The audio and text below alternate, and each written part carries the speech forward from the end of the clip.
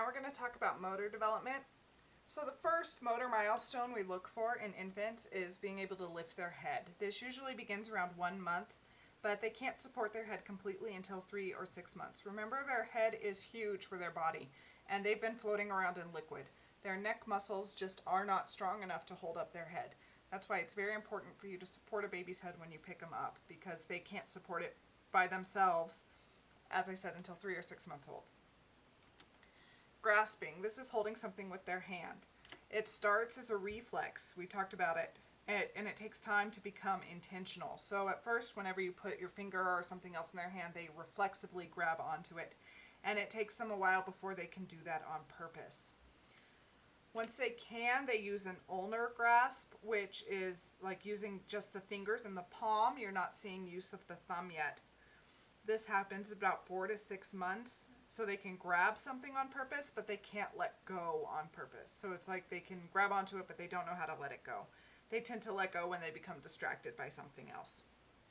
The next type of grip is the pincer grasp. This is when they can use just one finger and a thumb. And this develops at about 9 to 12 months. So remember, gross motor skills are like the big muscles. This is as opposed to fine motor skills, which are like using your fingers and dexterity. So the gross motor skills we look for in infants is locomotion, how they get around.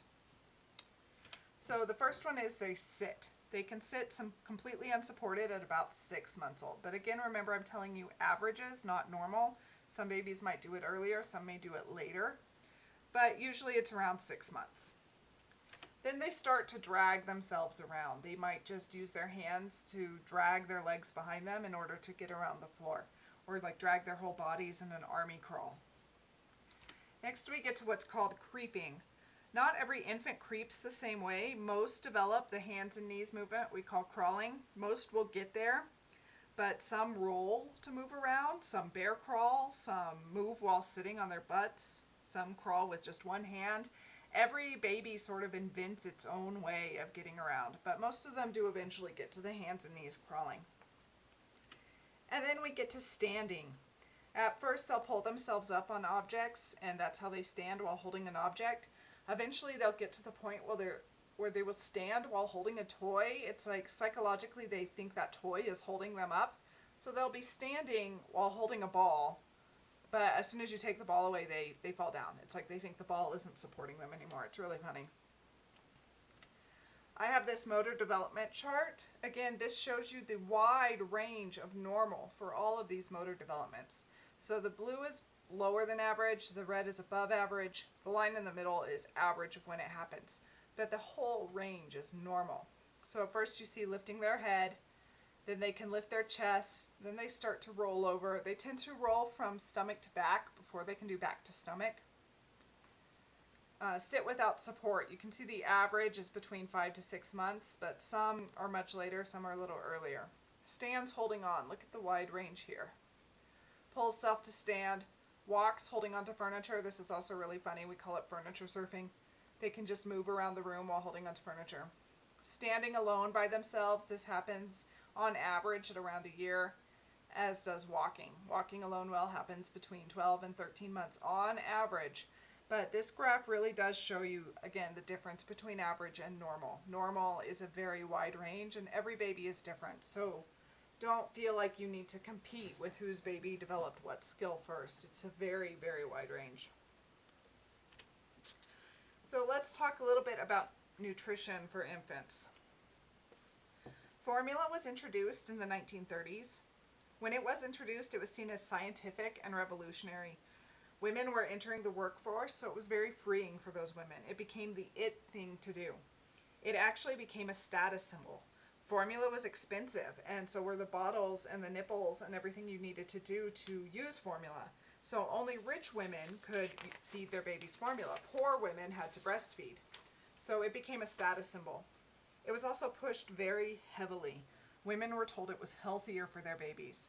Extensive research has shown the benefits of breastfeeding over formula, and breastfeeding is becoming quote unquote normal again, which is ridiculous if you think about it. Breastfeeding should not be considered a trend or the providence of hippies. Breast is best. This is not just a saying. breast milk is evolutionarily designed to give babies the exact nutrients they need. Bottles and formula can become contaminated without proper cleaning, especially in third world countries where the water supply is bad. So if bottles are not kept completely sanitized, formula can actually make babies sick. But now we're going to talk about breastfeeding and breast milk. Breast milk starts with something called colostrum. This is a thick, high-calorie fluid. It's also called liquid gold because it looks a little yellow. This is what the mother first produces after the baby is born. It's so good for newborns, especially for those born prematurely. It really is liquid gold. It is like the best stuff for newborns. A few days after birth, the regular milk comes in. So the colostrum is around for a couple of days, and it used to be believed that a woman couldn't nurse her baby until the regular milk came in, but now we really know that value of colostrum, and it's super important for baby to get it. But breast milk, in general, some of the benefits for the baby. Attachment. Breastfeeding releases hormones. It does help the bonding between mom and baby. Allergies and asthma are less common in children who breastfed. Mom's antibodies pass to the baby and improves their immune system. And the composition of breast milk changes to meet the needs of the baby.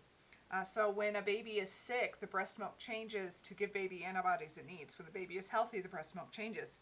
It even changes during a single feeding. It starts out liquid, more like water, and it gets more solid as baby eats. So breast milk is constantly changing to meet the needs of the baby exactly. It is easier to digest, so their poop is less frequent and less stinky. Breast milk poop barely smells at all. Formula poop smells terrible. Children who breastfeed have a reduced risk of obesity later in life. They think a big reason for this is that because formula contains artificial sugar.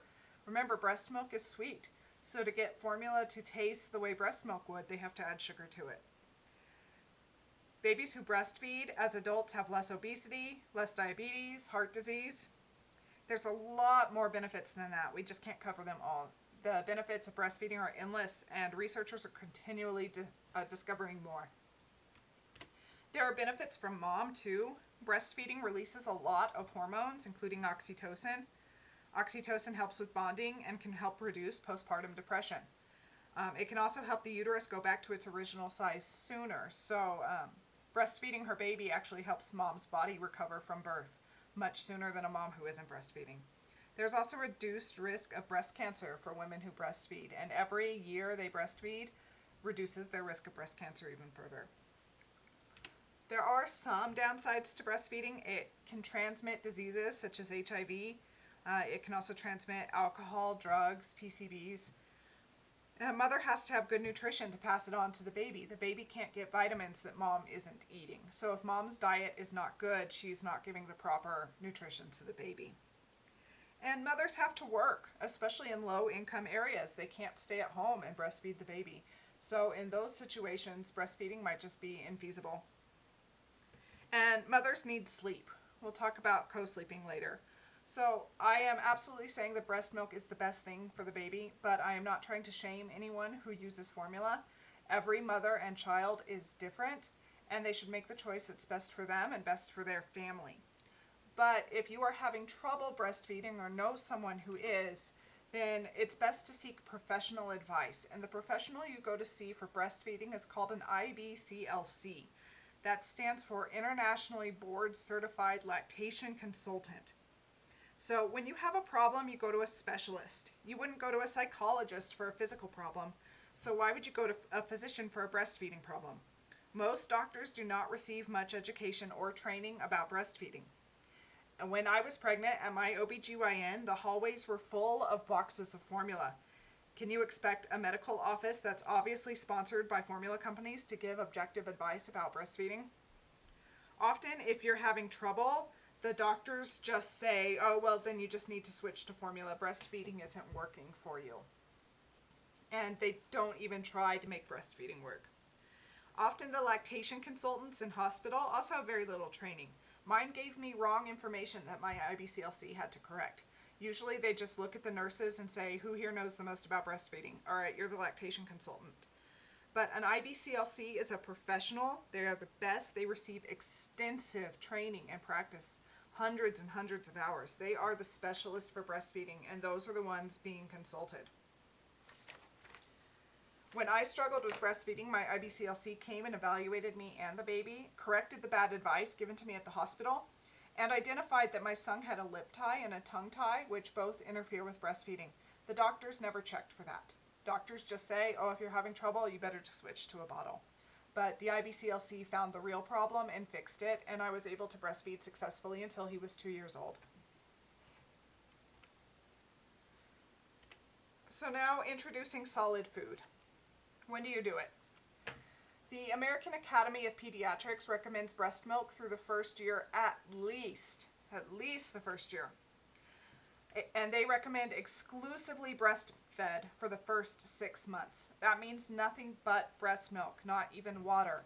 And no solid food, not even rice cereal. Some doctors will tell you to mix rice cereal in with the bottles, and no, babies should only have milk until 6 months old.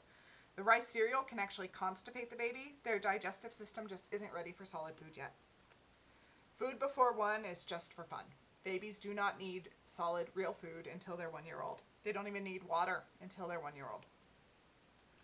Wait until they're developmentally ready. This usually occurs around 6 months, but every baby is different.